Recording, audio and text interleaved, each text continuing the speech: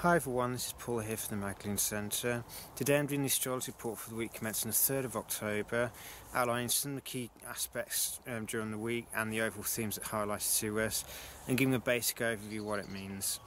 Before I do that though, I just want to clarify, as I always do, that the astrology doesn't control our lives. It merely outlines what kind of themes are unfolding collectively that we have an opportunity to learn from, and it gives us the context of what's unfolding around us. But for anything to happen personally, for anything to change in our lives, requires that we actually take action, that we seek to align with the natural cycles. But more importantly, we need to remember to be grounded and connected to the earth and move with its rhythms in order to more easily connect with the energies coming in from above. Now, in terms of the astrology for this week, I'll be giving the moon as usual. She starts within a home sign of Cancer, so this is a time where we may feel that need to kind of withdraw, spend time at home, or just focusing on our roots, as an opportunity for us to connect with our emotions and understand our emotional underpinnings and understand what our true feelings of things are. On Wednesday itself, the moon will move into Leo, so this gives us an opportunity to, this is a time when we may feel the need to express ourselves, to be our authentic self, and tap into our creativity and just embrace play in general. For on Saturday, the moon moves into Virgo. It's a time where we may feel the need to kind of establish order in our environment, to deal with the necessary tasks to make things run more smoothly, and to look at our physical and mental health. Before on Monday, the moon moves into Libra, bringing a focus on that need to build bridges with one another or mend any ones between people that we haven't necessarily spent much time with. And it's also time for creating an atmosphere of harmony, which then prepares us later on for when we explore deeper motivations for things. Before that happens, we've got the new moon in Libra on Tuesday, and this gives us an opportunity to set new intentions in areas ruled by Libra. So it could be about looking at the relationships we have in our lives and see where do they have a foundation of equality, peace and harmony, or if they don't, what do we need to do, or what changes do we need to make in order to foster these qualities. It's also looking at things like developing tact and diplomacy in our communication with one another, because sometimes it's not necessarily the information that bothers them, it's how it's delivered. So if we deliver information in a more tactful way, so it's not about necessarily making about the person wrong, it's about giving feedback in a way that is easy for them to take on board, it's delivered tactfully, then we can communicate honestly whilst making sure that we do it in a loving way. And Libra's also, it's about cultivating peace and harmony and balance in our lives. But for that to happen, we have to cultivate it on the inside. So it's rather than focusing on where things are out of balance externally, or not necessarily that, but more if there is disharmony in our external environment, let's see, is it mirroring something inside us? Is there a part of us that's in chaos or out of balance? Is there an element of our shadow that is moving things or controlling things from the sidelines or from the deeper self? And if so, how do we need to transform this, or how can we change this through accepting it and bring it to a light of awareness, so we're aware of it and it no longer pulls us out of balance or creates chaos in our lives, and therefore that inner balance is restored and we achieve an inner peace which can then permeate outwards and create an outer peace. But if we don't work on it on the inside, nothing's going to change. But also I'll do a separate video on this because the new moon is its own topic. But the other key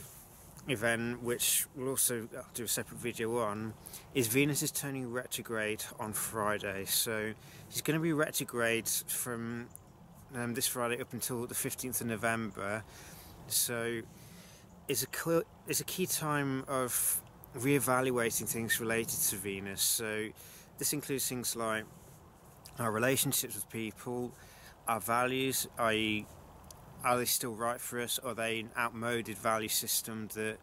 reflects who we used to be but doesn't no longer honours who we are now. But it's also looking at the core dynamics within relationships. Does the relationship fulfill our needs? Are we able to be open-hearted with people? So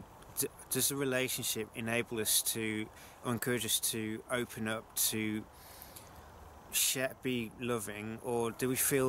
have a tendency to be closed off, or do we feel like we can't express our needs, or we can't be true to who we are? If so, Venus retrograde may shake this up, because Venus retrograde is a time of highlighting the imbalances within relationships. It's a time for looking at, does the relationship honour who we are, but also, are we honouring the other person in the relationship? So during this time, if there have been any issues in relationships, whether they be romantic, whether they be key friendships in our lives, are there any underlying dynamics that cause us or annoy us or cause dissatisfaction as such? And are they dynamics that we're prepared to try and change or raise with the other person and push to change it? Or is this a dynamic that the other person is not prepared to do anything to change it, in which case either we need to transform change the way we relate with this person, or allow the relationship to fizzle out? But this is something that's going to be going on for the next 40 days from when it starts. So we've got, during this time, a key piece of advice that's often recommended is don't start any brand new relationships with people, because the way that the person's behaving now under the retrograde may be very different to who they are when Venus is direct. And this is more, Venus retrograde, it's important to get in touch with ourselves, because relationships during the Venus retrograde can end up disrupting or preventing us from learning the deeper needs of ourselves, or the deeper desires, if you like. And it's also, we don't necessarily know if we'd feel the same way about the person when Venus is direct. So it's more important that we focus inside ourselves now, and it's very important that we remain grounded throughout the process as well, because when Venus is retrograde and our value system comes up for review, if we're not careful, we can end up trying to splash out on new things or making impulse purchases based on new values that seem to be coming through. But in the same way that it's recommended that you don't sign any kind of contract or do any brand new business with Mercury when he's direct, with Venus it's the relationship dynamics and our values that we need to remember to not make any rash decisions, or not make any new change or start anything new at this point, because it's more about trying to heal that split between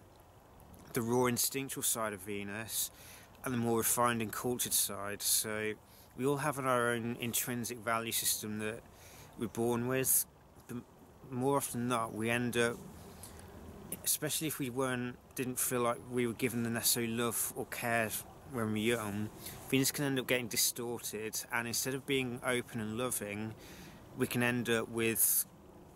issues around love where we struggle to accept it, we struggle to give it, and we struggle to form healthy relationships as such, unless we actually do look to face issues that Venus raises. And a key thing that may help with this is also, because Venus retrogrades over the same degrees every 8 years, if we look back to 2010 when we had the same retrograde happen back then,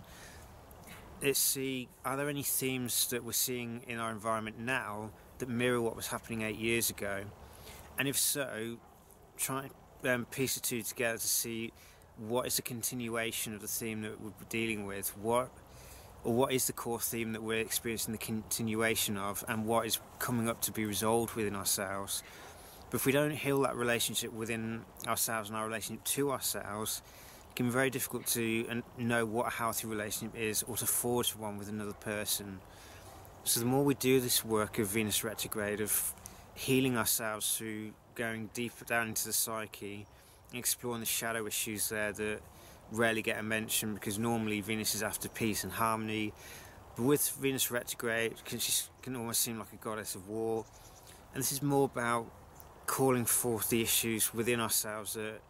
don't get addressed and trying to resolve them and deal with them so that we can achieve a greater sense of wholeness within our psyche, so that our intrinsic values and the values that we're brought up with can be brought closer into alignment, so they're not clashing and we're not faced with a constant duality between the two. So there's quite a bit to take on board there, but the main theme for this week in essence is along the lines of reviewing relationships, but also reviewing the most important relationship is the one we have with ourselves, because if that one is out of balance, it's nigh impossible to forge healthy relationships with other people. So if we do the work of going inside ourselves and exploring our values and recognising what needs to be shed at this time, because this is also time of the year with the Sun in Libra, of letting go of the old. If we can recognise what values that we've held on to for a long time but they no longer serve us, and holding on to them would be like drinking some kind of poison to our system. It's allowing our tastes and values to evolve as we evolve as individuals, and moving beyond holding on to the past, if you like. It's about letting go of that and allowing or creating space within ourselves for more healthy relationships to enter. But at the end of the day, the Venus retrograde side of things, it introduces new potentials and new possible beginnings, but then we have to make the choice as to whether we water these new beginnings when Venus turns direct again in November. Otherwise, nothing would actually change from it. We go through 40 days where a lot of stuff's happening and things may feel a bit chaotic, but if we don't actually carry it on afterwards and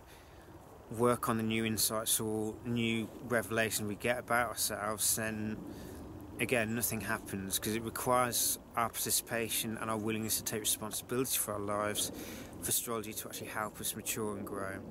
If not, if we keep trying to fight against it, then we keep ourselves in holding patterns and we deny ourselves the peace and harmony that Venus truly desires at the end of the day. But we have to address the unresolved issues for true peace and harmony and true healthy love to blossom within our relationships with one another. So I hope that's a useful guide for the week. As I said, the more we can be grounded and the more we stay in the present moment in order to be present with the entire process, the more we can learn from it, and the more likely we are to emerge from the other end with a more realistic set of values for ourselves, a more realistic understanding of the nature of our relationships and which ones continue to be important and which ones will either need to be transformed or released if they're not don't survive the kind of reevaluation that Venus demands at this time.